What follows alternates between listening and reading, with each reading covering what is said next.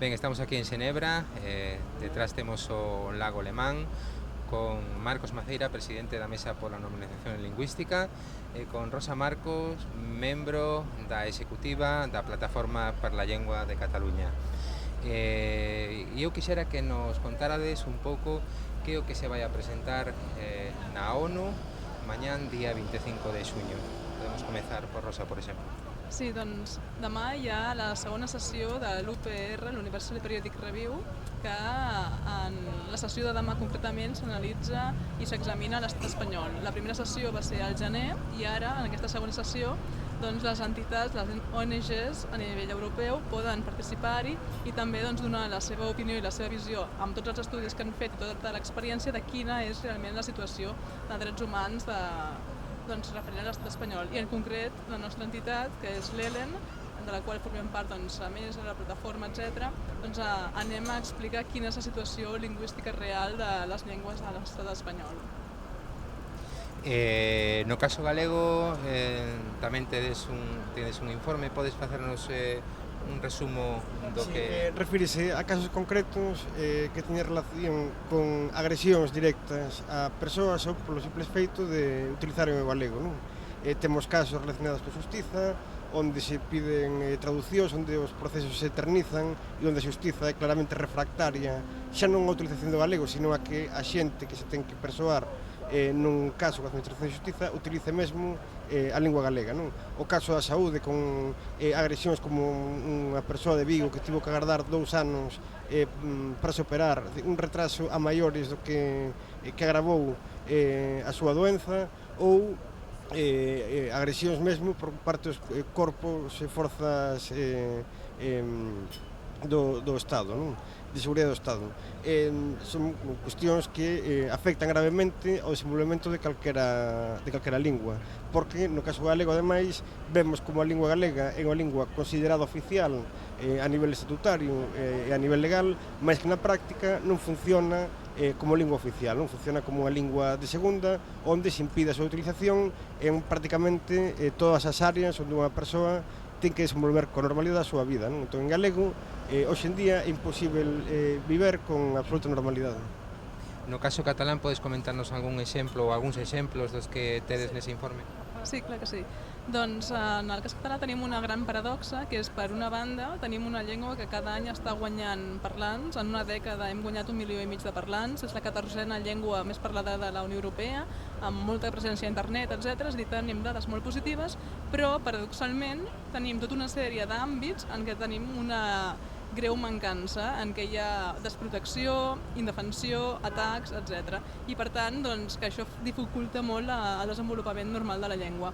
Un dels àmbits que actualment més pes estem posant com a plataforma i com a societat és l'àmbit de l'educació. Nosaltres tenim a Catalunya el sistema educatiu de la immersió lingüística, que de fet ha estat pres com a model per altres estats del món per la seva eficiència, i és un sistema d'educació amb la llengua vehicular en català.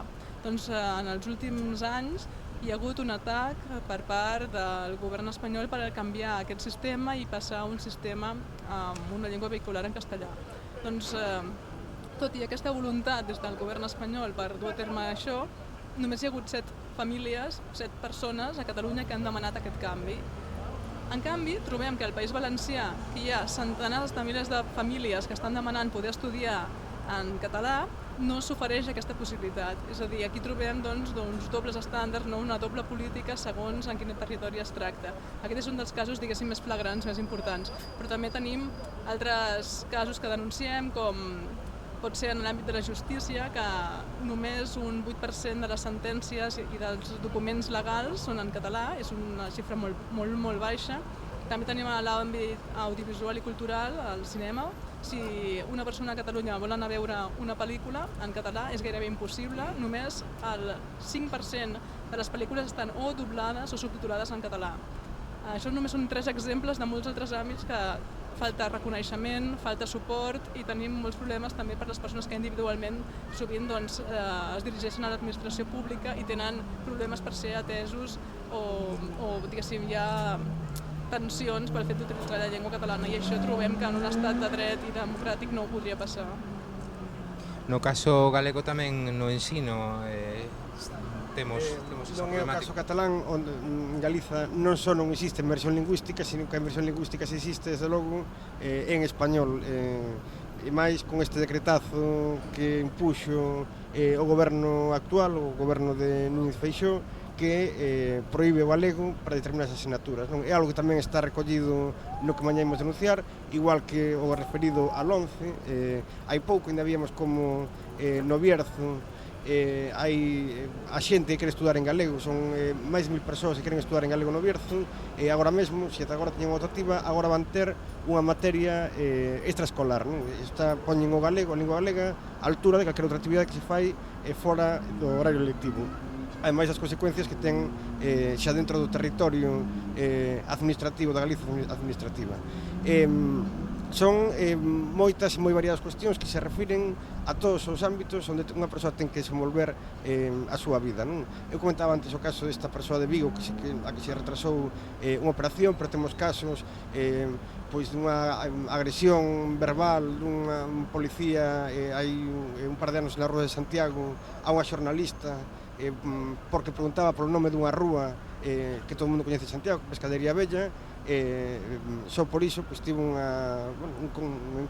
desencontro máis ben cun policía nacional, pero poderíamos seguir con prácticamente todos os ámbitos onde a persoa ten que desenvolver a súa vida, e é imposible que unha lingua exista con normalidade se a legislación e a propia actitude do Estado é quen impide facer isto con normalidade. E logo nós dicimos unha cousa que é evidente, que tiña que estar facendo isto aquí agora mesmo. No caso galego, debería ser a Xunta de Galiza denunciando a actitude do Estado español. Mais o paradóxico é que a Xunta de Galiza é a primeira que é cómplice desta actitude por parte do Estado ou que actúa directamente en contra da lingua galega. Entón, as semellanzas con Cataluña en algúns aspectos son moitas, mas tamén en noutros estamos a unha distancia evidente, non? Falaba ante Rosa do 5% de filmes en catalán. En Galiza tivemos exclusivamente en galego hai pouco, a Esmorga, e penso que nos últimos 20 anos non houve ningún filme máis que a Esmorga en lingua galega. Non temos filmes dobrados ou lexendados ao galego, ni sequera a Xunta se preocupa por iso, cando unha cuestión ás veces relativamente barata. Esa situación que temos de absoluta desprotección e que a única protección ven da propia sociedade que se organiza para defender os seus dereitos. No caso que o Estado español dé a calada ou unha resposta negativa ás vosas peticións, cal sería o seguinte paso a seguir? Doncs nosaltres, des de la Plataforma per la Llengua, continuarem treballant perquè la gent es conscienciï de quina és la situació real de la llengua catalana i per intentar canviar aquestes polítiques que creiem que desfavoreixen el català, per intentar que podem viure en una societat plenament en català i que el català sigui la llengua comuna i de cohesió social.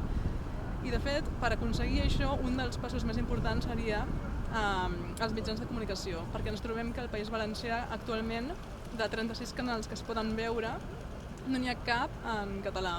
Teníem TV3 i teníem Canal 9 que van ser tancades respectivament, i això en el cas del País Valencià és, a part de l'educació, és l'altre gran pilar, que és el dels mitjans de comunicació. Doncs hem d'aconseguir que continuant treballant i diguéssim, en els propers mesos o anys tornar a la situació de poder almenys tenir uns canals en la llengua pròpia del país.